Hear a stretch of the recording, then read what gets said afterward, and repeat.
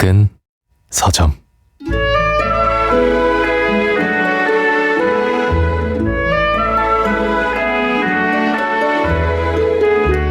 나는 구속되었다. 퀴즈쇼에서 우승한 대가로. 그들은 어젯밤 늦게 나를 찾아왔다. 길 잃은 개들도 잠든 시간이었다.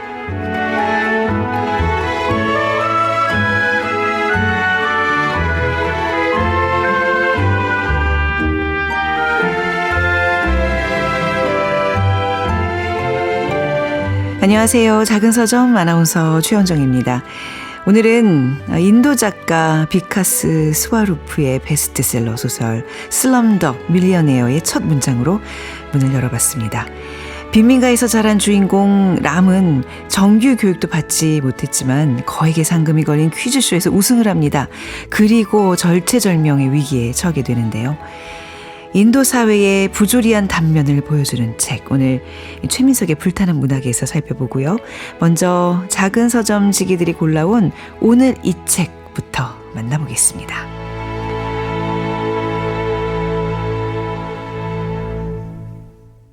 작은 서점, 아나운서 최현정입니다.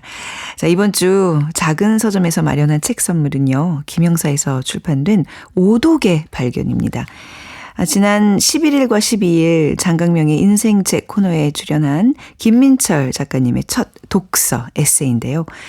김민철 작가님께서 우리 다독이 분들을 위해서 사인본을 무려 20권이나 준비해 주셨습니다. 책 속에서 나만의 길을 찾을 수 있다고 하는데요. 관심 있으신 분들 이번 주까지 작은 서점 인스타그램에 댓글 남겨주시면 추첨을 통해 책 선물 보내드리겠습니다. 자, 방송에 참여하실 수 있는 방법 알려드립니다. 문자는 샵 9730으로 보내주시면 되는데요. 짧은 문자 50원, 긴 문자는 100원의 이용료가 있습니다. 모바일 플레이어 콩을 통해서도 무료로 참여하실 수 있으니까 문자 많이 보내주시기 바랍니다.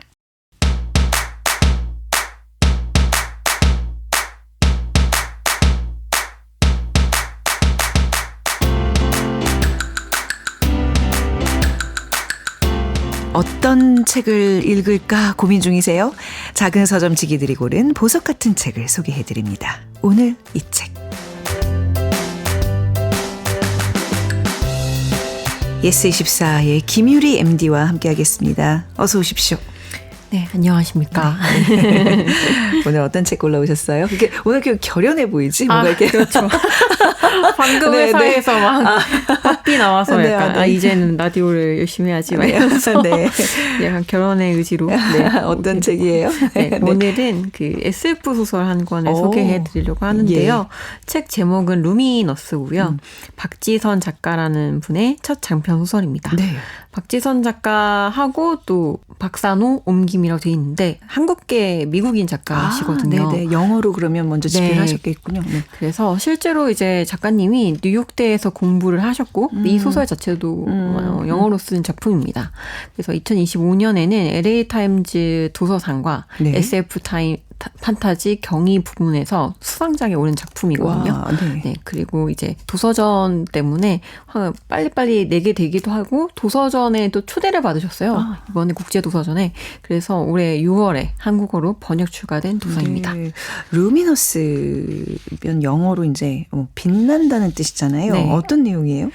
이 책이 이제 제목이 아무래도 루미너스니까 반짝반짝 빛난다는 뜻이잖아요. 그래서 작가님이 스스로도 어린이 책으로 처음에 구상하고 만들었던 책이라고 하더라고요. 그래서 큰 줄기를 보면 12살에서 13살 정도 되는 청소년들이 주인공이기도 해요. 네. 그래서 영 어덜트 소설이 아닐까 싶을 정도로 좀 그 친구들이 중심이긴 한데 읽다 보면 진짜 이게 청소년 소설이 되어도 괜찮겠다 싶을 정도로 소설의 톤이 되게 따뜻하기도 하고 좀 무서운 부분은 좀 판타지여서 그런지 좀 매끈하게 흘러가는 부분이 있더라고요. 네. 근데 또 반전이 있어서 그 부분은 또 뼈 아프니까 이게 청소년들이 읽기에는 좀 너무 냉혹한 현실을 알려주는 것 같아서 안타까운 부분도 있기도 합니다. 그래서 책 제목이 마지막 페이지에서야 비로소 이해되는 소설이기도 하는데요. 어떤 동자분들은 너무 슬퍼서 엄청 그 자리에서 울기도 했대요. 그래서 그 미국 아마존 리뷰에도 막 감동적인 소설로 막 페이지도 울었다. 김유리 MD께서는 전 그렇게 많이 울지는 않았고, 네네네. 감수성이 요즘에 메말라서. 네. 네. 일단 소설 자체는 그 세 형제 자매의 이야기로 출발하는데요. 네. 근데 이 셋 중 한 명이 로봇입니다. 로봇이 형제라. 네. 좀 미래의 얘기인가 봐요. 배경이 근데 아주 먼 미래는 아니고 네. 근미래요. 되게 가까운 미래로 설정돼 있고 통일 한국으로 이제 시대 설정이 되어 있는데요. 통일이 되었다고 생각하면 지금 저희는 그게 가능할까? 이런 생각 오히려 그 환상보다 더 비환상적인 뭐 완전 비현실적인 이야기나 다름없게 느껴져 있는데 일단 소설에는 근미래로 설정이 되어 있습니다. 네. 그리고 그 통일한국에는 로봇이 완전히 일상에 녹여 들어있는 세상이에요. 선생님도 로봇이고 버스 기사님도 로봇이고 네. 어떤 집에서는 연인이 로봇이기도 하고 아이 대신 로봇을 키우기도 하는 모습도 보입니다. 근데 법적으로는 여전히 로봇이기 때문에 재산이고 사람들이 실질적으로 대할 때도 사람으로 취급해 주진 않는 그 약간 이상적인 결말은 아닌 그러니까 뭔가 로봇을 도입하고 로봇이 대중화됐지만 사람들의 현실 감각이 이제 따라가지 못하는 그런 상황인 거죠. 이거 지난해 그 우리 왜 사반세계 소설 네. 뽑는 네. 시간이 있었잖아요. 맞아요. 우리 김유리 MD께서 가지오 이식으로의 나를 보내지 마. 이 비슷한 얘기 아니었나요? 복제인간 나오고. 맞아요. 그때도. 이런 약간 환상, 판타지 이런 미래 소설 이런 거 좋아하시나 봐요. 이게 전 원래도 그렇게 좋아하지 않았는데 가지오 이식으로 때문에 너무 좋아하게 되는 소재들이고 이제 가지오 이식으로의 소설은 이게 나를 보내지만은 비슷하면서 좀 다른 점이 있는데요. 네. 첫 번째는 이게 과거를 회상하면서 이야기 자체가 1990년대 후반을 배경으로 하고 있어요. 그래서 완전 미래로 나아갔다기보다는 우리가 과거에 있는 이야기 혹은 진짜 지금 겪고 있는 이야기처럼 이제 설정을 했다면 이제 이 소설은 완전 미래 이야기를 하고 있는 거죠. 네. 두 번째로는 이게 로봇이 아니라 그 가지오 의식으로 소설에서는 정말 인간의 생명 연장을 위해서 활용되는 복제 인간에 좀 포커싱이 맞춰져 있거든요. 네. 근데 이 두 소설 모두 주제의식은 매우 비슷해서 비교해가면서 읽기 되게 좋으실 거예요. 그래서 약간 요즘에 유행하는 뭐라고 해야 하나 병행 독서? 가 유행이라고 하더라고요. 병행 독서가 유행이에요? 한 권 읽기도 힘든데 이제는 왔다 갔다 하면서 사람들이 뭔가 하나 꾸준히 읽기 힘드니까 이거 갔다가 저거 갔다가 이런 맛을 좀 즐기시는 분들도 꼭 있으신가 봐요. 또 다른 독서 형태군요. 아마 다도이 분들 중에도 분명히 있으실 거예요. 네. 한 재작년부터 들었거든요. 병행 독서가 유행할 것이다. 저는 어쩔 수 없이 병행 독서를 매주 하고 있습니다. 네.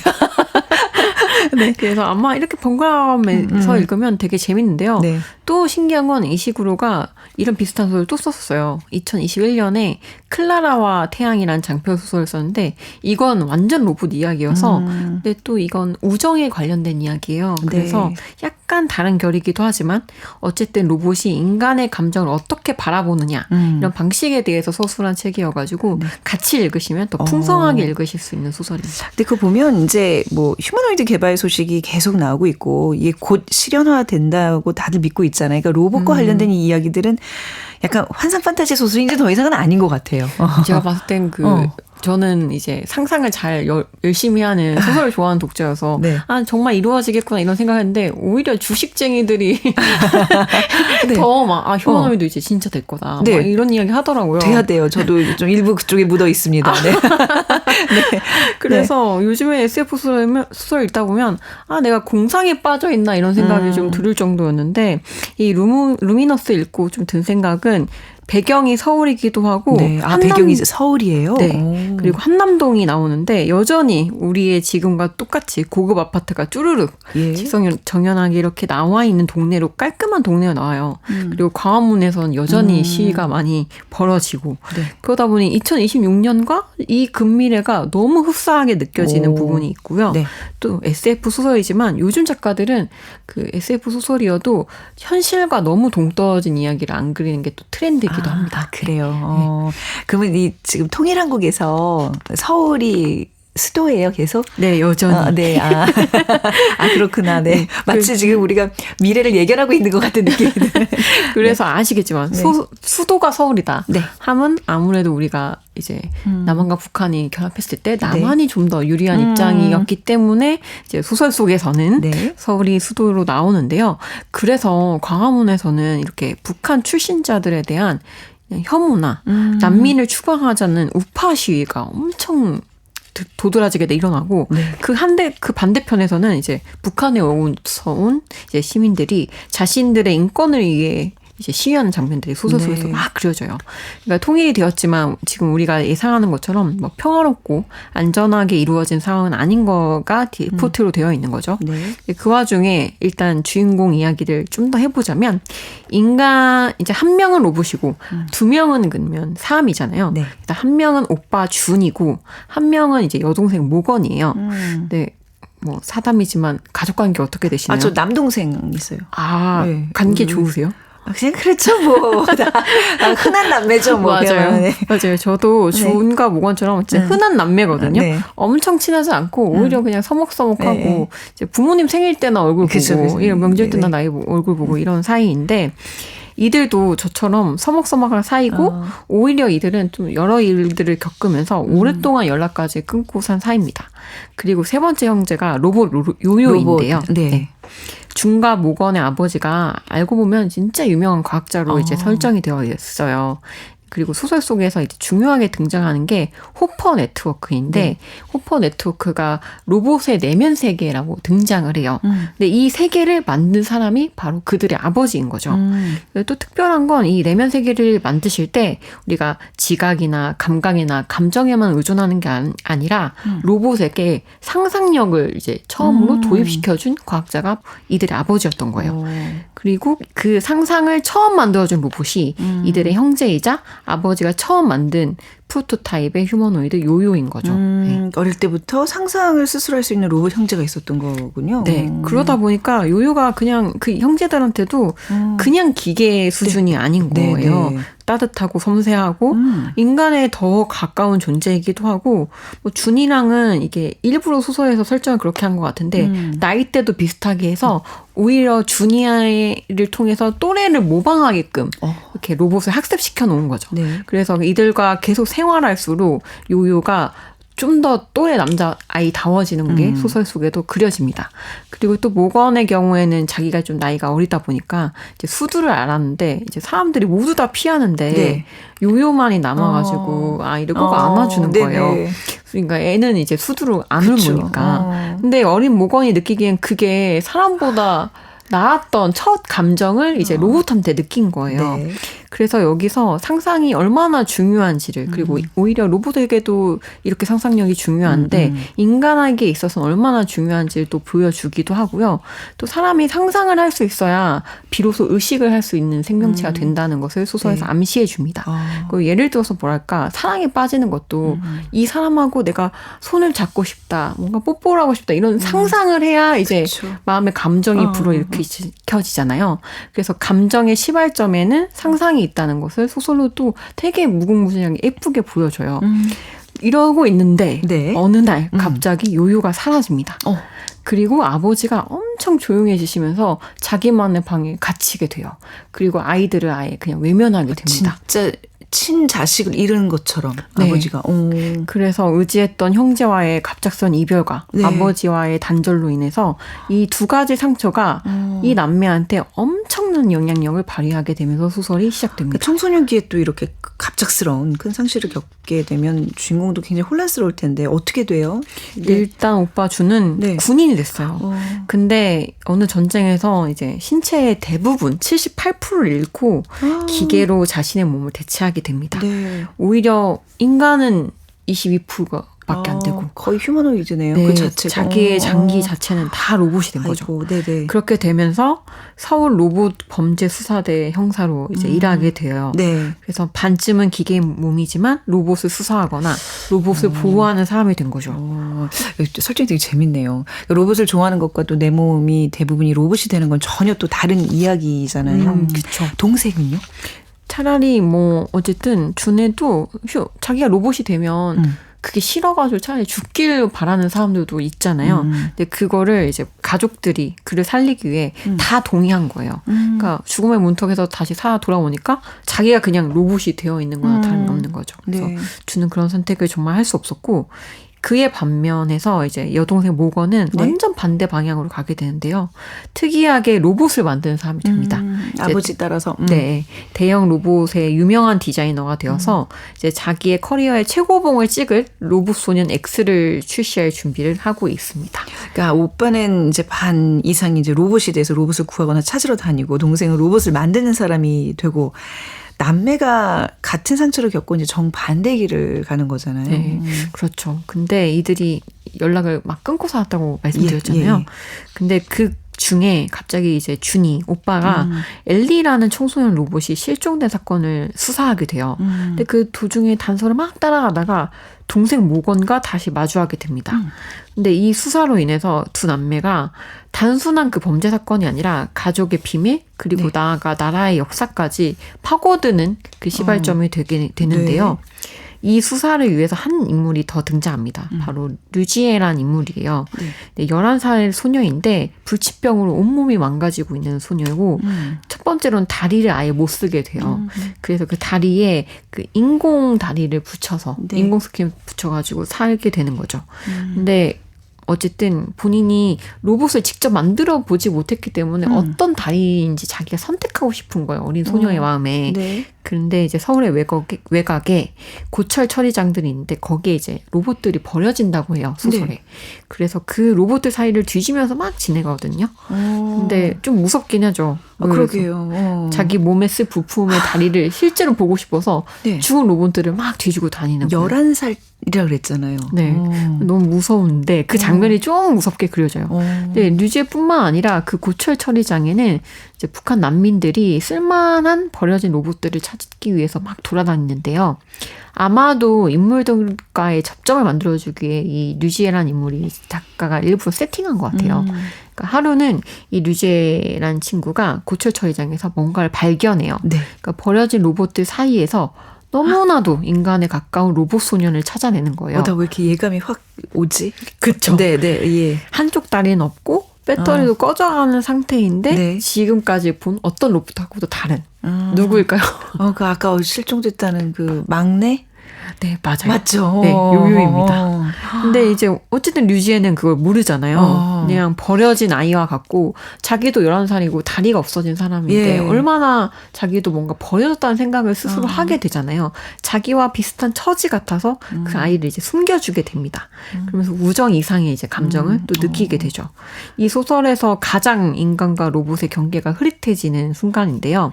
류지에는 몸에 기계를 달고 살고 오히려 그 요요는 자신의 과거를 지우지 않고 살아가는 로봇으로 등장하거든요. 네. 그리고 류지에를 대하는 태도도 친구 혹은 동료로 대하게 됩니다. 그러니까 이게 장편 소설이잖아요. 네. 꽤 지금 분량이 돼 보이는데 여러 인물들을 막 이어가는 재미가 있네요. 그렇죠. 그럼 이 요요를 중심으로 이야기의 갈래들이 이제 막 맞닿겠네요. 네, 맞습니다. 이제 준의 수서가 원래는 실종됐던 로봇 엘리를 찾는 거였는데 네. 그게 우연치 않게 요요의 흔적을 따라가게 되고 모건은 출시 준비 중인 최신 로봇 소년이 사실은 요요를 형상화한 거예요. 네. 예. 그러면서 또 만나게 되고 이 류지에라는 소년은 요요를 숨겨주면서 이 세 사람이 만나게 됩니다. 그리고 그들이 요요로 인해서 진정한 인간성이란 무엇인지 그리고 인간들이 어떻게 유대를 해야 하는 건지 점차 이제 깨닫게 되는 거죠. 준과 모건의 아버지가 요요를 만들어서 이제 3형 남매로 이렇게 키운 거잖아요. 그 아버지는 그 요요 만들 때 누구를 가정해서 만들었는지 궁금해지는데요. 이 시점에서. 아버지도 슬픈 과거가 하나 있는데요. 뭐가 있어요? 네. 그래서 그거를 말씀해 드릴 수가 없어가지고 이게 진짜 이걸 알아야 이 소설이 완벽하게 완성이 돼서 네. 이 부분을 계속 아버지는 왜 요요를 만들었을까 이런 생각을 계속 하시면서 소설을 읽다 보면 소설의 끝이 엄청 재밌으실 거예요. 그래요. 그러니까 이게 지금 로봇을 통해서 인간성을 묻는 이거 인간성이 무엇인지 그 화두를 던지는 그런 책이라고 봐야 될까요? 뭔가 되게 우리 이제 앞으로 다가올 시대에 큰 이렇게 화두가 될 것 같아요. 그렇죠? 네, 제 생각에도 정말 이 소설이 이제 나중에 휴머노이드 관련된 그러게요. 사건이 있으면 무조건 대두될 만한 소설인 것 같아요. 근데 왜 그 로봇을 주인공들이 형제로 만들고 굳이 또 잃어버린 그런 설정까지 이렇게 가미를 했을까요? 뭐 저도 이유가 있어요? 굳이 왜 로봇을 잃어버렸을까? 그러니까, 네. 혹은 뭐 그냥 내부에서 사건을 만들면 되는데 복잡하게 왜 풀었을까 좀 궁금했는데 인터뷰를 찾아보니까 그 잃어버린 형제를 애도한다는 그 감정이 이 소설의 중심 주제이고 또 한국이 겪어온 상실과 맞닿아 있다는 이야기를 하는 거예요. 그러니까 중갑오건이 요요를 잃어버린 것처럼 한국도 이제 북한이라는 형제를 또 다른 형제를 혹은 북한도 한국이라는 형제를 잃어버린 채 이제 살아왔다는 그 설정을 이렇게 했다고 하더라고요. 네. 이게 공상과학 소설로 지금 막 분류해서 이제 얘기를 듣고 있었는데 지금 끝까지 얘기를 좀 들어보니까 분단 이야기, 분단의 아픔도 이렇게 좀 담고 있는 거군요. 네. 그래서 소설 앞에서 말씀드렸겠지만 소설 속에서 이제 소울은 통일은 됐지만 여전히 하나가 되지 못한 세계이고 또 서로 차별하기도 하고 차별받기도 하고 여전히 또 혐오 시위가 열리고 로봇도 차별받고 사람도 차별받는 세계인 거죠. 근데 그 안에서 형제 자매라는 이유만으로 이제 다시 만나는 건데 이제 하나도 바뀐 건 없지만 이 한 번 형제 남매로 이렇게 얽히다 보면 운명의 실태랄까 아무래도 좀 지독할 수밖에 없잖아요. 저도 남동생 한 번 연 끊고 싶다 해도 뭐 연이 어떻게 끊어지나요? 사실 끊어질 수도 없고. 그 어릴 때마다도 찾게 되는 게 또 형제고 맞아요. 가족이잖아요. 네. 그래서 뭐 서로를 영원히 이해할 수도 없고 서로의 입장이 절대 될 수도 없지만 그럼에도 버릴 수 없는 이 애증의 관계를 이 긴 장편 소설로 읽어가는 재미가 정말 있고요. 특히 로봇이 가지고 있는 감정 혹은 뭐 인간만이 소유할 수 있을 거라는 영혼에 관해서도 깊이 성찰할 수 있는 소설이거든요. 그래서 SF 소설이지만 뭐 어쨌든 누군가가 죽거나 실종돼서 그걸 수사하는 게 가장 큰 줄거리여서 추리 미스터리 소설 인 측면도 되게 강하거든요. 더 이상의 스포는 참고 꼭 읽어보시길 바랍니다. 굉장히 요즘 분량이 있는 책임에도 불구하고 굉장히 꼼꼼하게 읽고 분석도 굉장히 치밀하게 잘 해오셨어요. 네, 진짜로. 더 우리 김유리 MD 입을 통해서 얘기를 더 듣고 싶은데 여기서는 하면 안 되는 거잖아요. 더 이상 스포는 우리 작가에 대한 얘기가 아닌 것 같아서. 꼭 읽어보세요. 네, 루미너스. 이 박지선 작가의 첫 장편이라고 하셨잖아요. 반응은 어때요?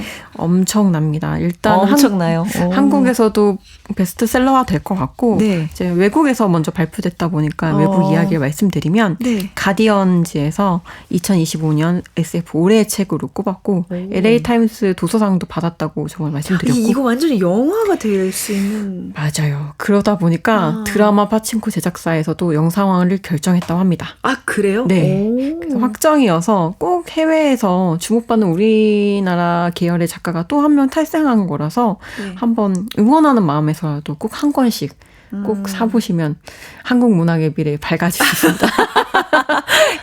끝에 막 많이 눈물이 난다 그러는데 왜 어떤 이게 끝나고 얘기해 주세요. 네, 알겠습니다. 아니면 저는 책을 통해서 확인할까요? 네. 자, 무엇이 우리를 인간이게 만드는지 생각해보는 책 박지선 작가의 루미너스 함께 읽어봤습니다. 오늘 감사합니다. 감사합니다. ES24의 김유리 MD였습니다.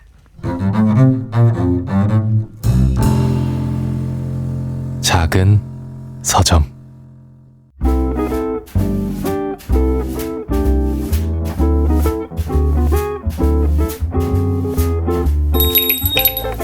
작은 서점 월요일부터 수요일까지는 최원정 아나운서가 목요일과 금요일엔 장강명 작가가 서점을 지킵니다. 참여하실 분은 방송 중 긴 문자 100원, 짧은 문자 50원이 드는 샵 9730으로 문자 주세요. 여러분의 소중한 의견 기다리겠습니다. 책을 사랑하는 사람들의 북클럽 작은 서점.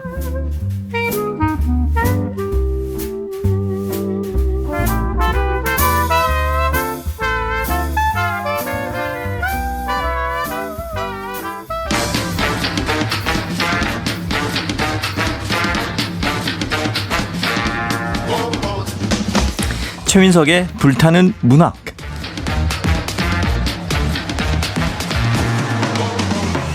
우리의 마음을 저미는 명작. 오랜 시간 살아 숨쉬며 여전히 불타오르는 명작. 앞으로 그런 명작이 될 거라 여겨지는 작품까지. 최민석 작가가 아끼는 명작 이야기 작은 서점에서 풀어봅니다. 소설가 최민석의 불타는 문학.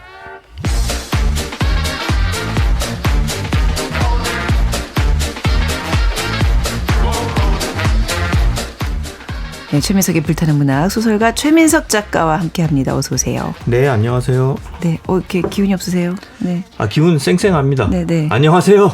네. 우렁차게 다시 한번 인사를 나눴습니다. 자, 우리 다독이님들 문자 하나 먼저 좀 소개해드리고 갈게요. 0029님, 작은 서점 통해서 최민석 작가님께 빠져버린 다독입니다. 오, 긴장감 넘치는 소개와 연기력에 매번 영업당하고 있습니다. 최현정 아나운서와 티키타카와 유쾌한 선곡까지 뭐 하나 빠지는 것 없이 매력투성이라 오늘 무슨 요일이지? 하면서 불문학 시간을 기다리고 있습니다. 이번 서울국제도서전 주빈이 프랑스인 걸 보고 바로 불문학 코너가 떠올랐는데요. 이 정도면 중증일까요? 언젠가 작은 서점에서 공개방송도 하고 도서전 부스 운영을 하는 날이 오겠죠. 늘 응원하겠습니다 하셨는데 중증이 아니라 그냥 왜 아름다운 중독? 뭐 이 정도? 너무 감사합니다. 네. 너무 고맙고요. 네. 진짜 이렇게 문자를 길게 쓰기가 어렵잖아요. 그렇죠. 이거 대단한 정성인데 정말 감사합니다. 도서전을 보면서도 저를 떠올리셨다니까. 그러니까 매 순간 다 최민석인 거죠. 영광이네요. 네. 나의 모든 순간은 너였어. 이런 느낌. 자, 오늘 작품은 슬럼독 밀리어네어인데요. 이거 사실 뭐 영화 아니었어? 하실 분인데 원작이 있었군요. 원작이었고 원래는 네. 이게 책 제목이 네. Q&A였어요. 그래요. Q&A인데 제일 처음에 한국에 나올 때도 Q&A로 소개가 됐어요. 그런데 이제 슬럼독 밀리어네어라는 제목으로 영화가 개봉됐고 네. 그 후에 네. 책 제목이 바뀐 겁니다. 이런 경우도 좀 드문 케이스죠? 그렇죠. 근데 가끔씩 있긴 해요. 그래요? 영화의 파급력이 크다 보니까. 네. 자, 이 작가가 또 비카스 스와루프라는 분인데 어떤 인물이죠? 네, 인도 작가인데 직업은 외교관입니다. 그래서 터키, 미국, 에티오피아, 영국 등지에서 근무하면서 다양한 경험을 쌓았고요. 대학에서는 뭐 역사, 심리학, 철학, 또 다양한 전공을 공부를 했습니다. 이런 작가분들이 굉장히 많으신 것 같아요. 네. 집안은 또 법률가 가문이었어요. 이렇다 보니까 이 사람의 다양한 학문적 배경, 또 집안 배경, 그쵸. 또 세계 각지에서 쌓은 이 경험들이 결국은 비카스 스와루프를 이야기꾼으로 만든 것 같습니다. 자양분이 됐어요. 작가로서의. 네. 특히 오늘 소개하는 이 슬럼독 밀리어네어는 그 작가가 원래 외교관으로서 정규 업무를 하면서 네. 퇴근해서 2달 만에 썼다고 해요. 진짜로요? 네. 이게 사실 말이 안 되는 거죠. 2달 만에 이런 소설이 한 편 뚝딱 나온다는 그러니까 전업 작가도 이렇게 쓰기가 쉽지가 않은데 이게 대단한 몰입도고 집중력이고 그래서 읽으면 네. 진짜 빨리 쓴 것처럼 엄청나게 몰입이 되고 그 서사력이 엄청 훌륭해요. 네. 아무튼 그래서 이 책의 장점은 네. 빨리 읽히는 이른바 속도감입니다. 속도감이 네. 좋다. 또 다른 장점이 있다면? 구성이 굉장히 치밀해요. 그리고 캐릭터도 굉장히 매력적이고요. 그리고 좀 요즘에는 이걸 가지고 뭐 촌스럽다고 말할 수는 있지만 이 작품에는 좀 순애보 같은 사랑이 담겨 있거든요. 근데 저는 이게 오히려 요즘 같은 시대에는 강점이 되는 것 같아요. 네. 이런 사랑의 스토리를 잘 안 다루니까 그리고 이 소설 곳곳에 그 인도의 역사가 좀 깃들어져 있거든요. 아니 그 영화에서도 사실 인도의 그 구석구석이 굉장히 잘 이렇게 묘사가 돼 있잖아요. 그렇죠. 이 책 속에서도 그렇다. 네, 그래서 소설에서 보면 단지 길 가다가 마주치는 사람이 힌두교인인지 이슬람교도인지 이걸 확인하기 위해서 뭐 옷차림 아니면 목걸이 그게 아니면 그냥 몇 가지 질문으로 확인한 다음에 바로 사살하는 장면이 나와요. 굉장히 아픈 인도의 역사죠. 네. 제가 개인적으로 제일 좋아하는 영화가 이제 드니 빌레브 감독의 그을린 사랑인데 거기에도 이런 장면이 좀 나오거든요. 네. 아무튼 이렇게 역사적 사실에 기반한 작품은 독자를 더욱더 강하게 이끄는 면이 있는 거죠. 그러니까 현실 세계에서는 도저히 일어날 법하지 않은 사건들인데 네. 이런 게 실제로 일어났던 역사적 사실에서 기반을 하니까 네. 독자 입장에서는 이 픽션의 세계가 정말 현실의 세계처럼 느껴져서 더 몰입할 수밖에 없는 거죠. 아무튼 이렇게 인도의 아픈 역사를 소설 속에 등장시킴으로써 소설은 독자라 하여금 과거를 돌아보게 하고 네. 그 싸움이 얼마나 우매한 것이었는지 뒤돌아보게 하는 힘이 있습니다. 작가님은 영화와 이 원작을 다 봤죠. 섭렵하셨군요. 근데 많은 분들이 이제 저 같은 경우도 영화를 보고 이 내용은 대충 알지만 작품 어떨지 굉장히 궁금해하실 지금 이 순간 그럴 분들이 많을 것 같거든요. 영화도 사실 더 유명한 영화도 그 데니 보일 감독이 연출했는데 맞아요. 네. 데니 보일 감독은 트레인스포팅으로 세계적인 감독이 됐죠. 그 오프닝 씬이 굉장히 유명하잖아요. 네. 음악이 나오면서 Choose your job, choose your life, 둥둥둥둥. 아무튼 그것만 기억하시더라도 이 감독이 굉장히 스피디한 연출을 하는 즉 네. 속도감 있는 연출하는 감독으로 유명한데 근데 이 원작이 속도감이 매력이라고 했잖아요. 그렇군요. 잘 맞았네요. 원작이 엄청 서사가 빨리 진행되는데 또 이런 감독이 연출을 하니까 뭐랄까 스피드와 스피드가 만난 그런 느낌이에요. 그래서 영화도 굉장히 재밌게 네. 잘 나왔고 저도 아주 재밌게 봤고 또 이 영화가 인도를 배경으로 하고 그 인도 사람들의 이야기를 다루다 보니까 네. 제일 끝에 그 문바이 영화처럼 네, 다 같이 또 다 같이 나와서 군무가 군무를 있어요. 하거든요. 예. 그 점도 굉장한 매력입니다. 자, 작품을 본격적으로 살펴보기 전에 우리 또 작가님의 선곡을 기다리는 분들이 있다는 사실을 오늘 알았거든요. 오늘 선곡은 굉장히 네. 격조 있게 해왔습니다. 그래요? 예. 그런 뭐 키치한 면 전혀 없고요. 첫 곡은 이제 제목 혼전곡인데 제목이 슬럼독 밀리어네어잖아요. 네. 이 독이 정말 개거든요. 그러니까 빈민가의 사람을 이 소설에서 아주 그 격하해서 부르는 그런 표현인데 아무튼 그래서 좀 이제 개는 사실 우리에게 굉장히 친숙하고 사랑스러운 존재잖아요.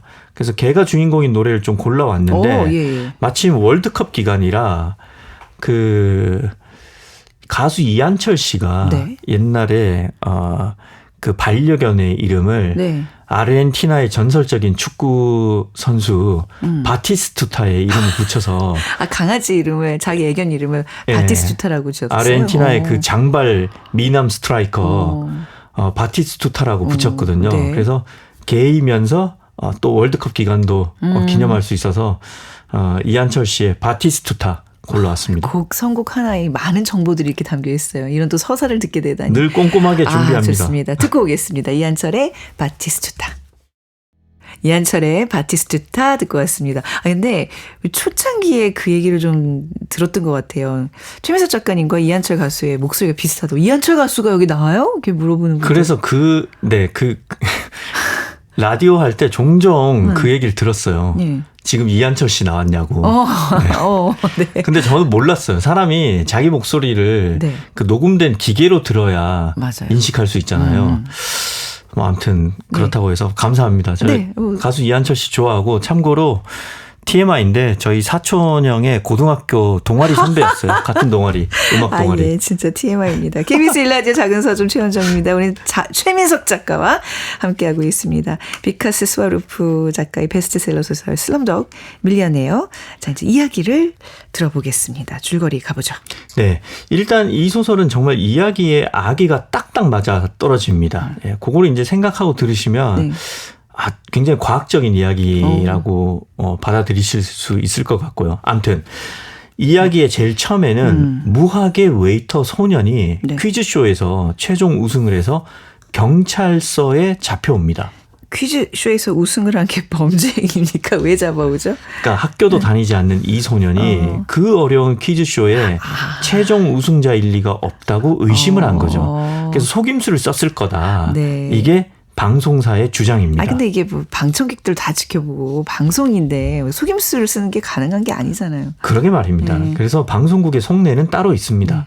가진 것도 없고 도와줄 것도 없는 이 가난한 소년한테 상금을 주기 싫어서 네. 이 소년을 궁지에 몰아 넣은 거죠. 네. 아무튼 경찰서에 갇히니까 소년한테 변호사가 찾아옵니다. 아니 근데 소년은 지금 변호사를 구할 돈이 없는 그런 형편인 거잖아요. 네. 이 스미아라는 이름의 변호사가 소년의 억울한 소식을 신문에서 이제 접하고 난 후에 네. 직접 찾아온 거예요. 그래서 이제 소년은 자기 앞에 앉아 있는 이 변호사한테 자기가 어떻게 해서 퀴즈쇼의 최종 우승자가 될 수 있었는지 말합니다. 그렇죠. 학교도 다니지 못한 소년이 퀴즈쇼의 우승자가 어떻게 될 수 있는 거죠? 소년은 말합니다. 네. 자기가 우승자가 되는 거는 너무나 쉬운 일이었다고. 아유, 어떻게 그럴 수 있는 거죠? 왜냐하면 네. 마치 신이 약속이나 한 듯이 네. 소년이 살면서 직접 겪은 일들만 이날의 퀴즈 문제로 나왔기 때문입니다. 하늘이 도왔다는 얘기예요? 네, 그렇습니다. 네. 그런데 퀴즈쇼 우승자가 되기 전까지는 네. 주인공은 마치 하늘이 도운 게 아니라 하늘이 버린 듯한 삶을 살아왔습니다. 예. 이제 소년이 변호사에게 들려주는 삶의 이야기가 시작됩니다. 아주 어린 시절로 거슬러 올라가죠. 네. 주인공은 출생과 동시에 성당 앞에 벌어지는 기구한 운명을 타고났습니다. 그래서 처음에는 성당에서 지내는데 네. 일단 이름부터 복잡해집니다. 왜냐하면 성당에서 키우기로 했으니까 네. 신부님이 이름을 일단 그 천주교식으로 네. 토마스라고 지었는데 인도가 다종교 사회잖아요. 네. 그러니까 이른바 종교초월위원회라는 곳에서 나온 사람이 애 이름을 그렇게 지으면 어떡해요 이러면서 막 협박하듯이 윽박 지릅니다. 네. 이름을 잘못 지으면 테러를 당한다고요. 그래서 신부는 힌두교 이름인 람을 토마스 앞에 갖다 붙이는데 네. 람 토마스가 됐죠. 람 토마스. 네, 근데 이게 전부가 아닙니다. 네. 왜 또 무슨 일이 생겨요? 이번에는 또 같이 온 이슬람 사제가 네. 그러면 또 이슬람 교도들한테 공격을 당할 수 있다고 말해요. 또. 그래서 이슬람 이름인 모하마드까지 붙입니다. 결국은 이름이 람 모하마드 토마스가 됩니다. 모든 종교가 다 포함된 이름. 뭐 인도 사회 한 단면을 보는 것 같네요. 맞습니다. 정확해요. 네. 그래서 주인공의 이름이 탄생하는 과정만 봐도 인도 사회에 얼마나 많은 갈등이 존재하는지 네. 비카스 스와루프가 보여주는 거죠. 그런데 이때 또 주인공은 넉살이 좋아서 만약 그때에 네. 시크 교도까지 왔으면 자기 이름은 더 길어졌을 거라고 너스레를 떨죠. 아무튼 우리는 편의상 네. 그냥 람으로 네, 부르도록 오늘의 하죠. 주인공은 네. 람입니다. 자, 근데 앞서 이제 소년이 퀴즈쇼에서 우승하기 전까지 약간 하늘이 버린 듯한 삶을 살았다고 이렇게 표현하셨는데 어떤 순환사가 펼쳐지나요? 네. 일단 람은 보살펴 주시던 신부님이 돌아가시면서 고아원으로 보내집니다. 이 고아원에 양자로 삼겠다면서 사업가들이 와서 람을 데려가는데 네. 따라가 보니까 거기가 앵벌이 조직이었어요. 여기서 또 엄청 고생하고 죽을 고비도 넘깁니다. 네. 그러다가 이제 거의 죽기 직전에 가까스로 람이 고아원 동생과 함께 탈출을 하고 여기서부터 이제 본격적인 독립 스토리가 시작됩니다. 네. 그런데 또 친구 따라 강남 간다고 같이 사귀는 친구가 중요하잖아요. 네. 이 고아원에서 도망쳐 나와서 같이 사는 친구 이자 동생 이 친구 살림은 안 하는데 이름이 아무튼 살림이에요. 살림이 영화 광입니다. 그래서 이 친구의 꿈은 영화 배우였고 네. 아르만 알리라는 영화 배우를 우상으로 여겨요. 그래서 그 덕분에 나도 아르만 알리의 영화를 모조리 다 따라봤는데 네. 첫 번째 퀴즈가 바로 아르만 알리가 출연한 영화의 제목을 맞히는 거였죠. 아니 그 뭐 아르만 알리 영화를 다 봤으니 뭐 제목 맞추는 건 너무 쉬운 일이네요. 그러니까 정말 이게 행운이 찾아온 거예요. 주인공에게 네. 첫 번째 문제로. 근데 뭐 첫 번째 문제는 보통 이제 1단계는 쉽게 나오잖아요. 예. 그래서 아직은 네. 뭐 이거 100% 운이다 이렇게 보기에는 약간 좀 무리가 있을 수도 있는데 그런데 이제 가면 갈수록 문제가 어려워지잖아요. 네. 문제는 그러니까 여기서 람은 정말 스스로 생각하기에도 소름이 끼칠 정도로 예. 전부 다 자기가 아는 문제만 그것도 자기가 살면서 직접 겪은 일에 대해서만 문제가 나와서 다 맞추게 되죠. 그러니까 이제 이 이야기가 그 문제와 관련된 에피소드를 계속 이제 회상하는 방식으로 진행이 되는 그렇죠. 거예요. 영화에서도 그렇지만 소설에서도 이렇게 그 영화로 치자면 일종의 플래시백 방식, 회상 방식으로 네. 구성이 되어 있어요. 그래서 이제 그 다음에 문제는 뭐였냐면 가장 작은 행성의 이름을 묻는 문제였는데 정답이 플루토였어요. 근데 이건 어떻게 맞췄냐면 옛날에 그 옆집에 살던 천문학자의 가족이 길렀던 고양이 이름이었어요. 네. 맨날 플루토 이렇게 부른 거죠. 그 옆집에 사는 소녀가 이 플루토는 제일 작은 행성의 이름이다 이렇게 알려줬고 그래서 맞출 수 있었는데 여기서 중요한 것은 네. 이 에피소드에 우리가 기억해야 할 중요한 사건이 있습니다. 우리가 기억해야 될 무슨 사건이죠? 그 옆집의 천문학자는 한때는 별을 발견할 정도로 정말 뛰어난 학자였는데 알코올 중독에 빠진 후에 가족한테 폭력을 휘두르고 네. 심지어 딸인 구디아를 몹시 괴롭힙니다. 그래서 주인공 람이 구디아를 지키기 위해서 술에 취해서 집에 오던 이 천문학자를 네. 계단에서 밀어버리고 네. 자기가 이 천문학자를 죽였다고 생각을 하고 네. 도망을 쳐요. 람이 진짜 살인을 저지른 건가요? 죽었어요? 람은 그런 줄 알고 동네에서 도망을 칩니다. 네. 근데 나중에 밝혀지기를 천문학자는 죽지 않았고 다리만 부러졌고 이후에 마음을 고쳐서 바르게 살게 되죠. 네. 살인까지 가지 않았다니까 좀 다행이네요. 가슴을 쓸어내리게 되는데. 이렇게 이제 람의 떠돌이 생활이 시작되는 거잖아요. 네. 자, 그렇다면 이제 이후의 문제들은 또 어떻게 맞히게 되나요? 깊이 인물을 뜻하는 외교 용어를 묻는 질문이 나오는데 이건 진짜 어렵잖아요. 그렇죠. 근데 이건 또 마침 그 동네에서 나와서 결국은 그 호주인 대령의 집에서 하인 생활을 하는데 네. 이 호주인 대령이 알고 보니까 스파이였어요. 그래서 그 깊이 인물을 뜻하는 외교 용어 페르소나 논 그라타라는 거를 이 집에서 알게 됩니다. 이런 식으로 예전에 앵벌이 조직에서 살기 위해서 배워야 했던 노래 그리고 또 기차에서 어쩔 수 없이 강도를 만났을 때 방아쇠를 당기며 봤던 그 총에 쓰인 글자 이런 것들이 다 문제로 나와서 나는 람은 모든 정답을 맞히죠. 근데 람 자체도 굉장히 명석한 친구네요. 그걸 다 기억하고 있다는 것도 대단한 그쵸, 거잖아요. 사람 기억력이 좋아야 돼요. 페르소나 논 그라타를 학교를 안 다니는 친구가 그 단어를 어떻게 기억을 해요. 근데 참 기구하네요. 어쩜 이렇게 딱딱 맞아 떨어질까요? 진짜 뭔가 하늘이 내준 문제처럼 말이죠. 그래서 이 소설이 이제 1인칭 화자로 서술되는 소설인데 나는 이렇게 받아들였습니다. 네. 이것은 운이 아니라 하늘이 기구한 나를 구제해 주는 거라고요. 그러니까 그렇게밖에 설명이 안 되잖아요. 네. 그래서 퀴즈쇼 우승은 정직하고 열심히 살아온 자신을 위해 하늘이 주는 선물이라고요. 그런 게 아니면 이 소설은 설명되지 않는 거죠. 이제 좀 소설이 슬슬 이제 끝날 때가 된 것 같아요. 마무리 단계에 들어가고 있습니다. 네. 아무튼 이렇게 나는 어떻게 내가 모든 퀴즈를 맞출 수 있었는지 변호사한테 설명을 합니다. 그러자 이 사연을 다 들은 변호사가 말합니다. 갑자기 자신의 정체를 밝히겠다고 해요. 알고 보니까 이 스미타라는 여 변호사는 예전에 그 람의 옆집에 살았던 제가 기억해달라고 한 거 있죠. 그 폭력적인 천문학자로부터 엄청나게 시달리던 바로 그 소녀 구디아였던 겁니다. 맞아요. 저도 기억나네요. 갑자기. 그래서 내가 과거에 그녀를 구해줬고 이제는 그녀가 성장해서 변호사가 되어서 나를 구하러 온 거죠. 그러니까 어느 날 이제 신문을 보다가 한 소년이 퀴즈쇼에서 속임수를 써서 경찰서에 잡혀갔다. 이 기사를 보고 거기 그 사진에 실린 람을 보고 람이구나. 구하러 가야겠다. 그러면서 온 거죠.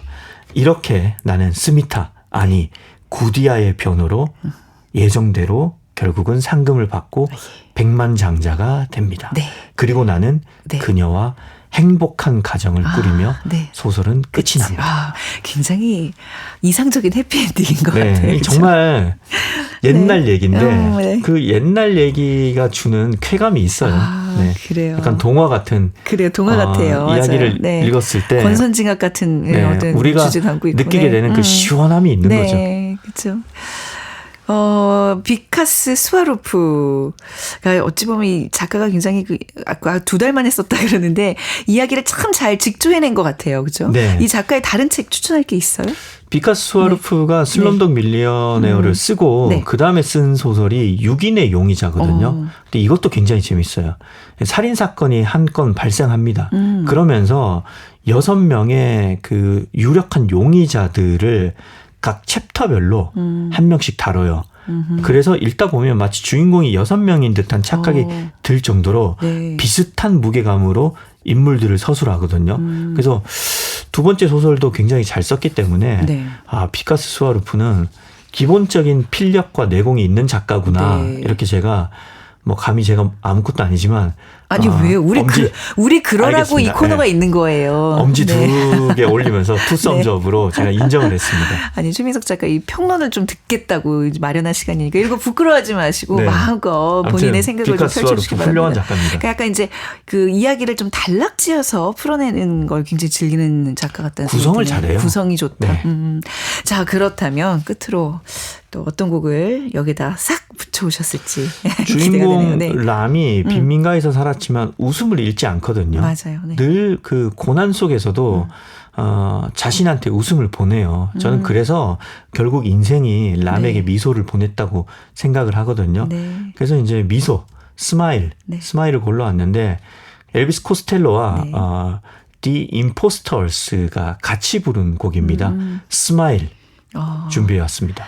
오늘은 뭔가 이렇게 이게 막 꽂지 않고 굉장히 무난하게 네 오늘 선곡을 이렇게 그럼 또 다음 주에 해주셨습니다. 좀 장난을 쳐볼게요. 아니에요. 최민석의 불타는 문화 오늘은 인도 작가 피카스 스와르프의 슬럼독 밀리어네어 함께 살펴봤습니다. 최민석 작가님 오늘도 감사합니다. 고맙습니다.